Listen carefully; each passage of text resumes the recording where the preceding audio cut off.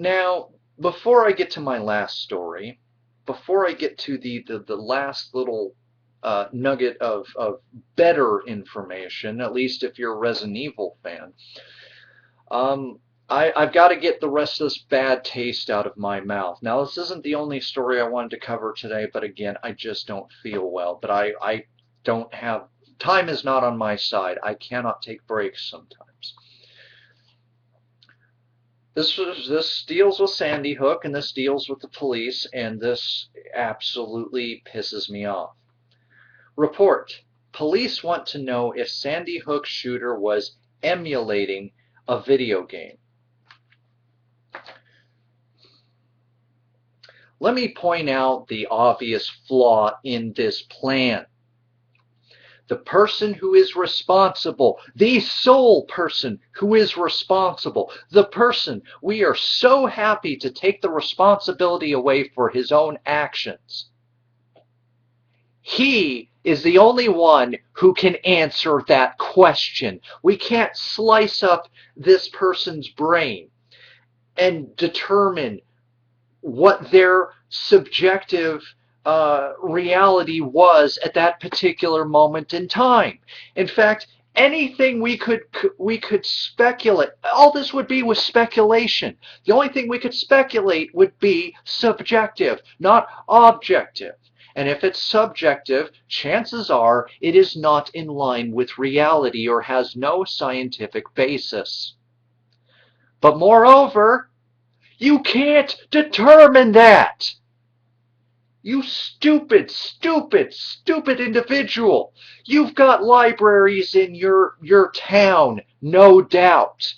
You've got resources, the library, there's psychological journals, there's studies going back for decades on the actual cases of people who may or may not have issues with discerning video game virtual reality from real reality in that whole ball of wax here. There is no precedent for this. Needless to say, I can also point out that there has been no conclusive scientific evidence to link real-life violence with video games. Full stop. So that's the obvious out of this. But let's read what this police department wants to waste everybody's time on doing.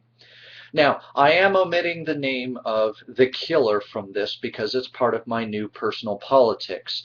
I am not going to continue to hold up the infamy of these individuals for their actions.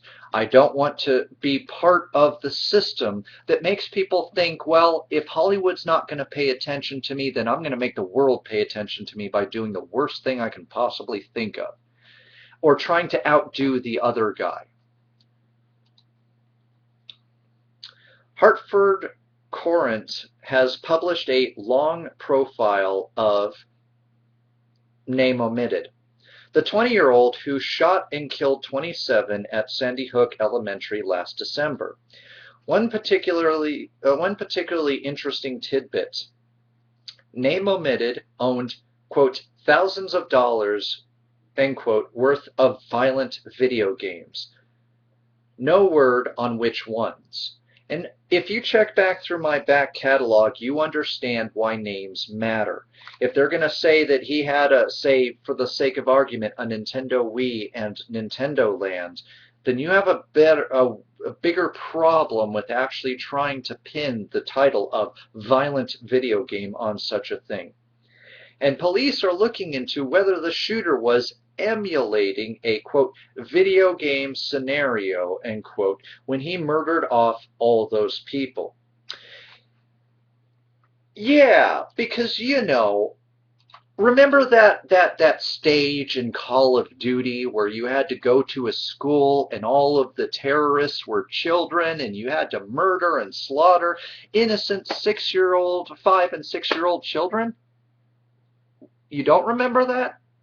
Gee, that's funny because, you know, that might make some sense. Oh, yeah, no, wait, no, I know what it is. I know what it is. It's no, here. No, Lanza must have owned Dead Space 2. In Dead Space 2, there are baby enemies who explode when they contact you. So you walk into a space preschool and you shoot up these dead monster space babies, and there's the connection there. Lanza thought he was Isaac Clarke, right? And he was going through exterminating all of these exploding space babies, right? Right?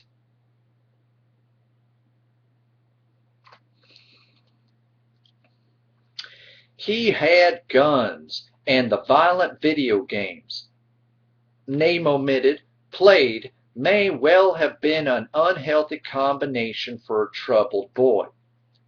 Yeah, well, so might have been leaving your child at home with nothing on the TV but Beavis and Butthead, aerosol cans, and a whole bunch of lighters just laying around. But do I agree with the MTV's pussing out idea of editing or changing how Beavis and Butthead is because one kid set their home on fire? No, I don't. Stupidity is not an excuse to ban things. Otherwise, everything we own and create should be banned. Just because us intelligent people know not to try to make toast with an electric toaster in our bathtub doesn't mean that dum-dums don't understand that that's not a good thing. So because of that stupidity, we need to then regulate or ban electric toasters, hair dryers, aerosol cans, because dum-dums can spray them in their mouth and consume the poisons that are in those cans or the gas that's in the propellant, or they could be getting high off that.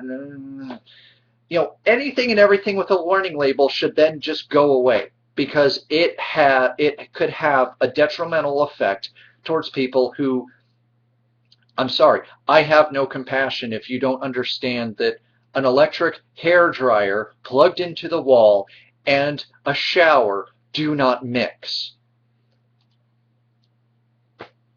During a search of, name omitted's, house after the deadly shooting, police found thousands of dollars of graphically violent video games.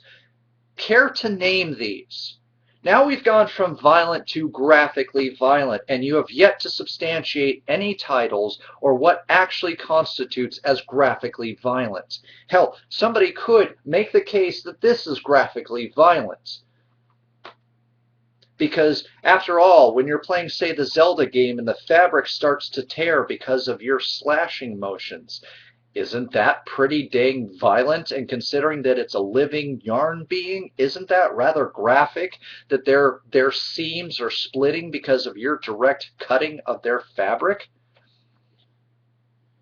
And detectives are working the scene of the massacre, are exploring whether, name omitted, might have been emulating the shooting range or a video game scenario as he moved from room to room at Sandy Hook, spewing bullets, law enforcement sources had told the Courant.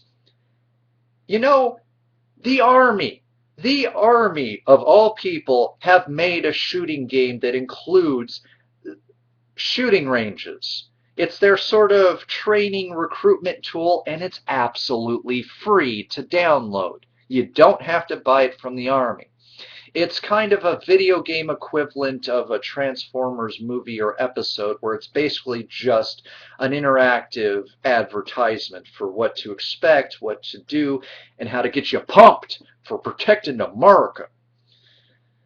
But no, that we can't blame that. That it has shooting ranges, but shooting ranges are different than graphically violent games of no specific name or origin.